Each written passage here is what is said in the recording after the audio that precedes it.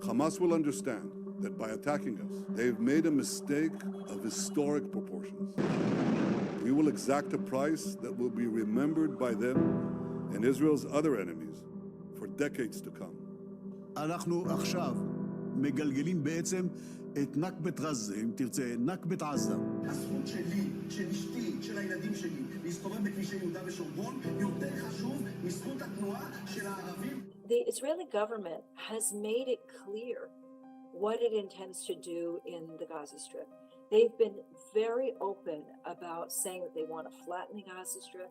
They've already indicated that it's going to be smaller in size. We've also heard members of Knesset advocate that Palestinians be sent elsewhere. The reason that people are not questioning what the Israeli government is doing is because it's a combination of dehumanization and Islamophobia. אנחנו נלחמים בחיות אדם ואנחנו נוהגים בהתאם. The Israeli government has spent decades and energy and money trying to dehumanize Palestinians and trying to throw all sorts of allegations against Palestinians in the hope that they stick. It's also a question of Islamophobia. Well, of course, all Muslims do this. That seems to somehow work. And this is the part that is so not only disheartening, but it's dangerous. When you go down the path of simply accepting state propaganda, it leads to what we're seeing now, which is ethnic cleansing and genocide. In the early days of the Israeli attack on the Gaza Strip, an Israeli reporter came up with a claim that there were 40 beheaded babies. But even though it's now clear that there weren't any babies that were beheaded, President Biden persists in making the same claim. They're cutting babies' heads off to burning women and children alive.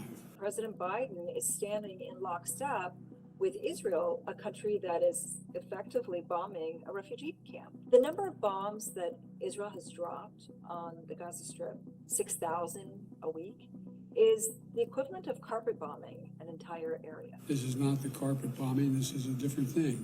We're going through these tunnels, we're going in the hospital. The allegations that Israel has been putting forward are allegations that they made in 2008 and 2009. They made them again in 2012. They made them again in 2014. They make these same allegations over and over again.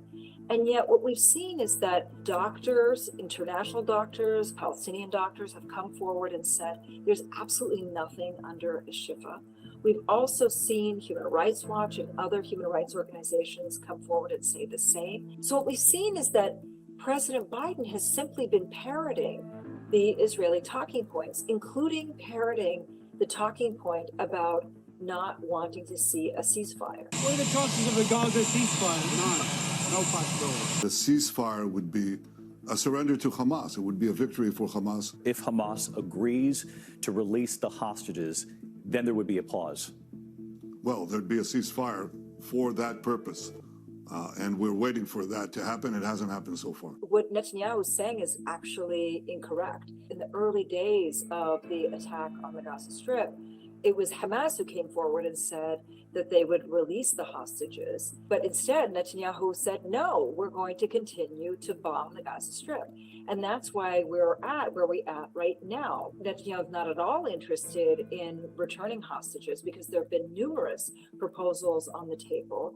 And the only reason that there is now talk of returning hostages on the Israeli side is because these families have been coming forward and pushing the Netanyahu government to raise the issue. So we've seen time and again that what the Israelis want to do is they just want to bomb Gaza. They don't care about the Israelis who are in Gaza right now.